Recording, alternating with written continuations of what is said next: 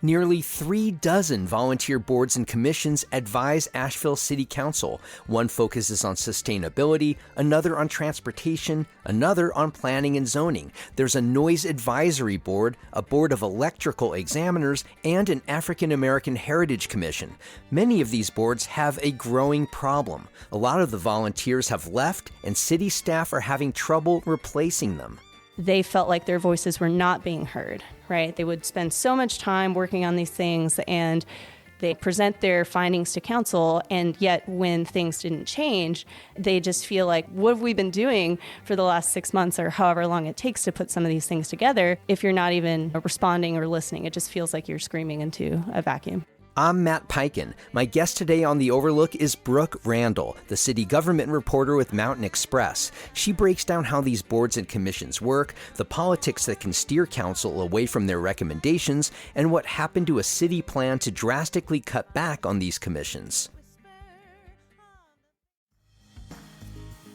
Erin Fowler is a commercial photographer. You can find her on Instagram as Scraps of Lace. She specializes in photographing couples and has a real knack for capturing just the right scenes at weddings. But she also takes on the role of event planner. Say you come to Erin wanting engagement photos. On the day of the shoot, Erin could bring you to a vineyard.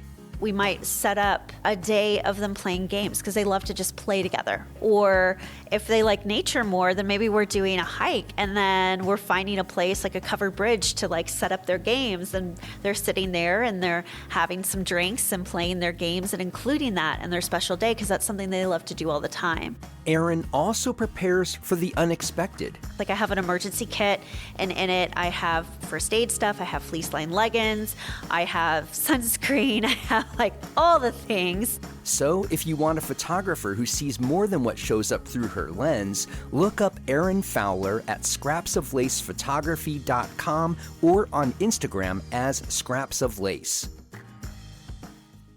I began my conversation with Brooke Randle by asking her to summarize how these boards and commissions work. In Asheville, we have, I think it's about 30 different boards and commissions, and their role is to advise the city council and to provide recommendations to the city council on different topics. Are these all volunteer boards, and where do these people come from to be on boards? They are all volunteer boards. About 10 of the boards are state mandated or quasi-judicial. For example, the Tourism Development Authority is one of those boards. There's about 10 of these boards that are in that kind of quasi-judicial or state-mandated boards. Those are different than the citizen advisory board. So we have about 20 of those, and that's where a lot of my reporting is focused around. Okay, so let's focus on those citizen advisory boards. Give us a range of the kind of causes or focuses that they have. Yeah, so all different things related to the city. For example, the Urban Forestry Commission focuses on how different developments may impact the tree canopy in Asheville. The Multimodal Transportation Commission focuses on things like bike lanes and pedestrian safety. The Planning and Zoning, obviously, is helping advise on different development projects that are coming to before the city council. Now, it's interesting to me that these are all volunteer boards. Who would even want to volunteer for them? Give me a sense of the people and their backgrounds and impetuses for being on a board or commission. Yeah, I think that it's a whole range of people. Some people are maybe experts in the field, but a lot of people are just lay people who are interested and passionate about these topics. So you don't necessarily have to have a background in transportation to serve on the transit committee, for example. You could just be a bus rider. So you're invested just because it personally affects you, or you just care about a certain topic. Have you gone to some of these meetings that are from all volunteer citizen advisory committees? I've watched a few, yeah. What are they like? Because I imagine like city council operates, they have very strict timing of certain things. Are these freewheeling conversations? What happens? No, they're pretty put together in a similar way. They have an agenda, right? And they meet at a designated time, either monthly or bi-monthly. And no, they're pretty put together. So they'll have policy ideas on their agenda, and there's discussion amongst the board members about how to best tackle this. So an example could be there is I think it's called the Sustainable Sustainability Advisory Committee, they've just recently changed the name, they were tasked with looking at a plastic reduction ordinance last summer. Okay, and some people call this the plastic bag ban. What would this look like in Asheville? What are the legal implications of this? How would this impact the environment here? So they're tasked with drilling down, researching, looking at other cities and seeing how other cities have implemented this kind of ordinance. They pull all of that information together and give it to the city council and say, here's what we've learned. This is what we recommend. That seems like pretty important work. Do all these citizen advisory committees ultimately advise city council? Yes, that's right. So the idea is that there's these sometimes very complex policy ideas, and the city council doesn't have the time or resources to really drill down. That's where these citizen advisory boards can really spend the time and research and provide those recommendations to the city council. And ideally, the council is listening to those recommendations. These advisory committees, they don't have any power unto themselves. They're just preparing reports. How often do you see that city council simply goes with these recommendations, or is there a real pushback? Give me a sense of how much credence does city council put in these reports? I think that's very dependent on what the specific policy is and what the recommendations are from the board. And I think, for example, going back to the plastic bag ban, that was a recommendation that the council listened to. They took that recommendation and they unanimously approved phase one of that a few months after the board came to that conclusion. So that's an example of they're directly listening to the citizens who have done the work and presented the recommendation.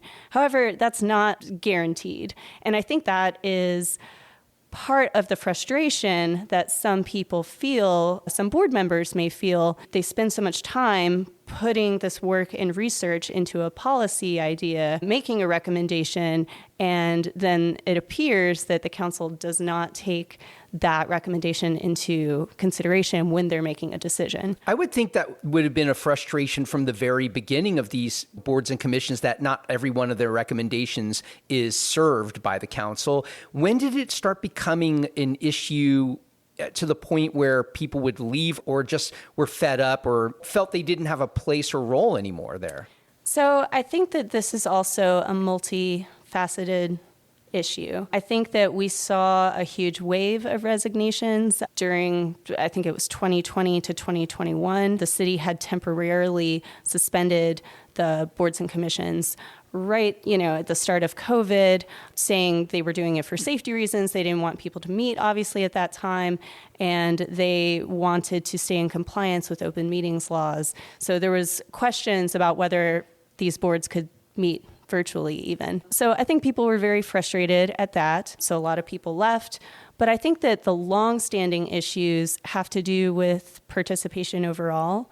I think that there has been lower participation, and when there's lower participation, it just takes longer to do things. It takes longer to come up with recommendations or even have a quorum of people meeting if you just don't have people showing up.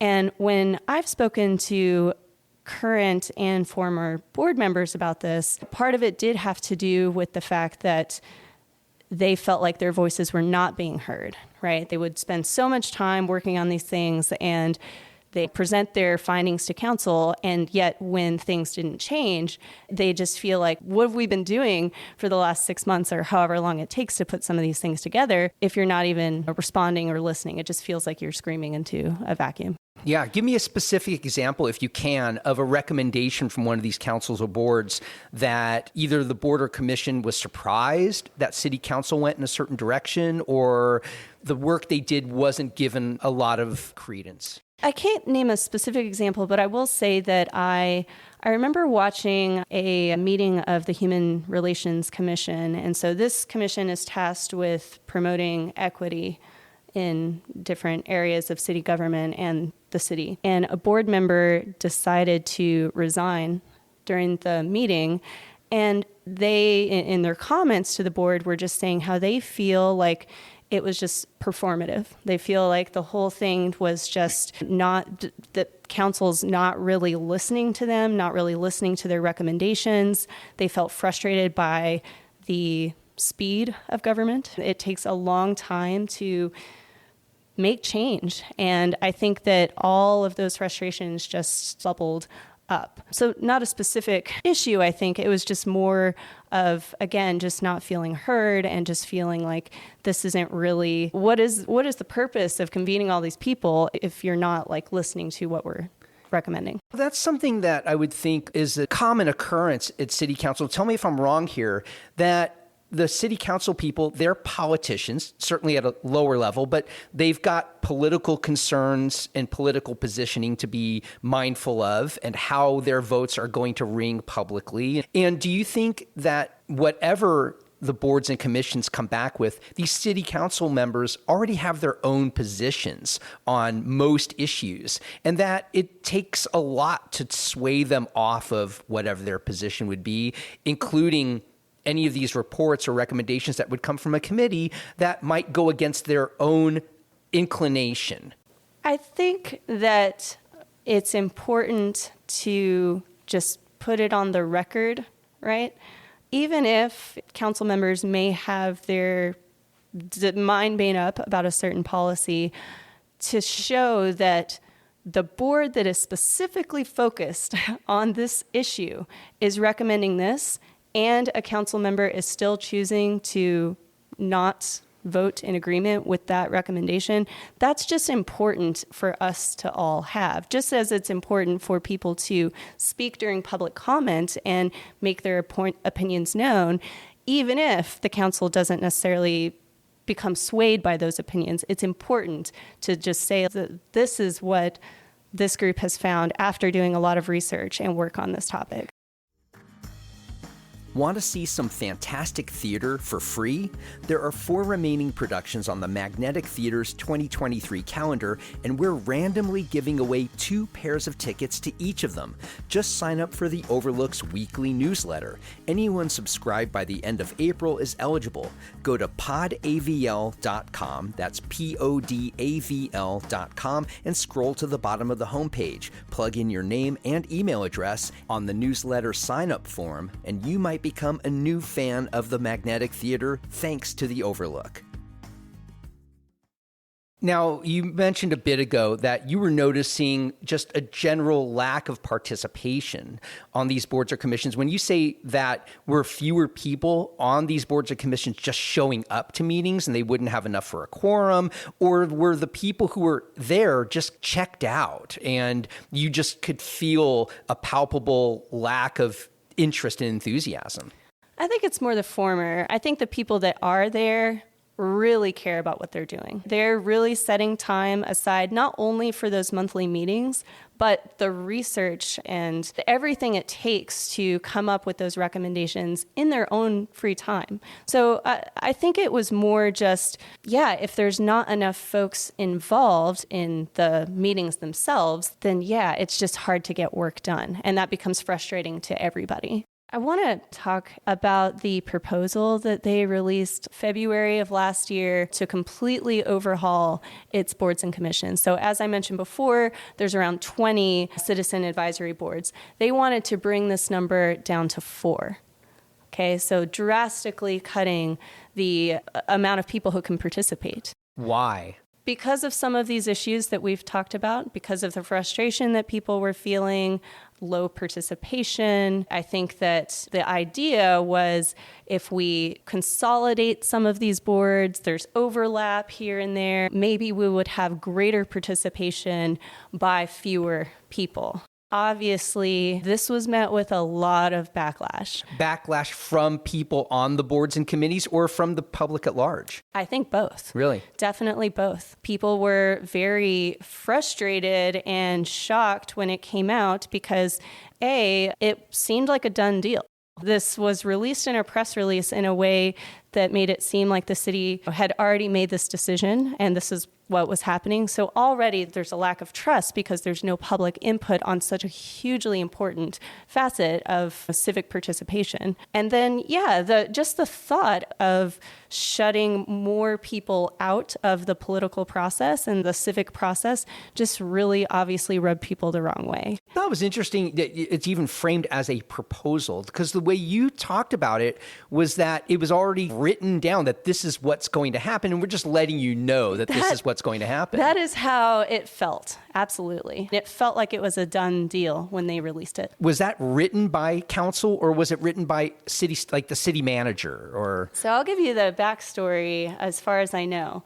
So interestingly, the press release on this came out sometime in February of last year. However, we heard about it for the first time during a city council meeting during public comment. There was a commenter, Patrick Conant, who is a governmental transparency advocate here in Asheville.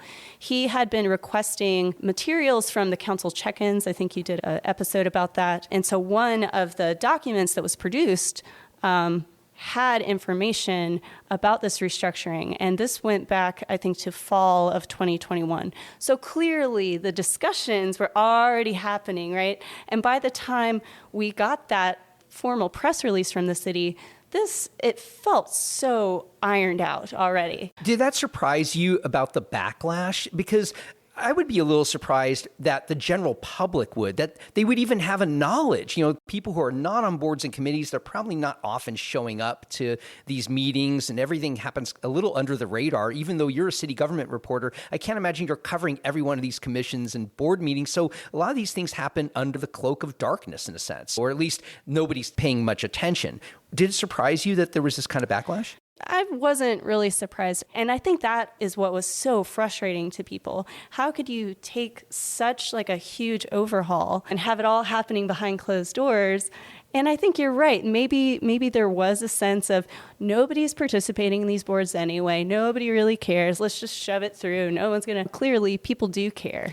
Even folks who don't serve on these committees understand the value. I hope that they understand the value that they bring to the process. And I think that in general, people they do care about civic participation. They do care about being involved in the government. So even if you've never served on a board yourself, I think that we can all appreciate these folks are helping shape the policies that impact all of us. So what happened when this backlash happened? How did City Council respond? Yeah, city staffers basically created a lot of opportunities for public input, and they did several information sessions to try to explain how this was going to benefit the boards and commissions. Ultimately, they created, I think at the time it was called a restructuring working group. So again, citizen volunteers, anybody could join it and provide input on this proposal. So that group convened for the first time in May of last year. They were supposed to wrap up by September of last year. However, what they found was that this proposal was just not going to work. The people were not happy with it, how it was laid out, and the city ultimately dropped it. Just completely dropped it. They didn't try to revise it, saying, we'll maybe have 10 committees instead of 20. I think where it's at now, so the restructuring working group, which I think is now called the realignment working group, they are tasked with still figuring out what are the issues, what's working, what's not working, how can we fix this? But as far as I can tell, that proposal that they released last February is off the table. You know what that tells me, and tell me if I'm reading this wrong, that it was an arbitrary gesture in a sense that we're just going to cut this and people won't notice, and we don't really value these committees anyway. Because if they're going to cut from 20 to 4, what does that say about what the work that these committees are doing and how council members are taking it? Am I wrong in reading it that way, that it was more just, hey, if the public's going to bark at us that loudly, okay, let's just go back to having the committees? I think that's right. Yeah. Wow. Okay. So now, once they walked that back or ran that back, Where does that sit now? How staffed are these committees, or unstaffed or understaffed are they? Yeah, I think, like I said, there's been this steady drumbeat of people continuing to resign their positions. Without new people coming on, is this happening just in one direction? Yes, I would say so. It does seem like more of a negative flow than positive flow. But so the city basically, anytime there's resignations that month, they will try to fill those seats during one of the city council meetings. There's a city council committee that's focused on reviewing applications and making those appointments to seats. So this is something that they do each month. Just this last month in March, there were 8 vacancies and 7 of those were due to resignations. Are there term limits? There are. I think it might be slightly different between board to board, but I want to say that it's a 3-year term. Usually, you can serve on up to 2 boards at the same time. And I think it's a 2-year term limit for those seats. Okay. They've put out this call now for people to come on. Is this the first time, to your knowledge, that they've had to do something like this? And what's been the response from the public that you've been able to gauge? So they do put out these calls regularly. They're always posting, hey, we've got these seats open. We're seeking folks to be appointed to these seats. What's changing is normally this would be a monthly appointment process where they're trying to fill these seats each month. That's now going to go down to 4 to 5 times a year, in part because they need more time to find people who are actually going to serve on these boards for an extended period of time. They're actually trying to find people who are interested. So aside from just putting out a call, are they actively recruiting people and asking individuals? I don't know. That's a good question. As far as I can tell, what we get at Mountain Xpress is the flyer, right? And we distribute that and we try to make sure people know. But I don't know that they're doing any other efforts besides that. And I could be wrong about that. From your vantage, have you seen tangible impacts of that at City Council? Do City Council members ever speak to, we don't have the information we are normally used to having on this issue or that issue, and we need more time to study because we don't have fully sourced information to help inform our votes? I don't think I've heard them put it quite that way. What I have heard is we don't have city staff resources to focus on this or that or whatever. But again, this is where the boards and commissions really can come in and assist with that additional work and research that it takes to create good policies. Are these boards and commissions back to meeting in person? Some of them are. I think that's on a board-by-board basis. So I would say maybe around half are meeting in person and half are still in a virtual format. Would you think that any of that, whether it's meeting virtually or in person, does that affect turnout? Does that affect or influence whether people want to be on these boards? Is that just impossible to know? I feel like it might be impossible to know. Personally, I hear a lot of burnout from the virtual formats from certain people. But there are other people who still really appreciate the distancing in some ways. I was just going to say, I think that for some people, it's way better, right? It creates like the opportunity to access these boards from the comfort of your home while you're watching your kids or making it helps increase participation in some ways because you don't have to be at a certain place at a certain time. So what should we be looking for going forward, or what do you think the public would need to know about this in terms of either joining themselves or just checking in on this issue? I spoke recently with a couple folks from the realignment working group, and they said that they are in the process of analyzing survey results. So they put a survey out to current and former boards and commission members, again, just trying to understand what's working, what's not working, how can we make this better. So they are in the process of analyzing those survey results, and they will be, at some point this year, presenting recommendations to the City Council about how to address this issue and make it work for everybody better. In terms of people wanting to participate on a board or commission, I think it's a really unique and meaningful way to participate in your local community, especially if you care about these specific issues related to the environment or transit or equity. I think it's really impactful and meaningful. What are the demands of people? Like, is it like 1-2 hour meeting a month? What's involved? So I think for most of them, they're meeting monthly. yeah, maybe a 2-hour meeting. Some meet bi-monthly and some just meet as needed. So it depends on which board you're involved with. And so they're all individually run and managed as Correct. well. And they each have their own cultures, I imagine. Yes, I'm sure. Yeah. Is it something that if people just go on the city website, they can see every opening and every committee and Yep, that's right. suss it out that way? Great. Yeah, definitely. Is there anything we haven't talked about this issue that you think is important for people to know? Going back again to the city releasing this proposal last February, there being a lot of backlash, the creation of this restructuring group, and then the eventual demise of this proposal, I think is just a great example of what people can do when we get together and start talking about ideas. If we didn't have this working group in place, bad ideas can get pushed through the government. So it's incredibly, again, just important to have that feedback, have that direct communication between elected officials and the community.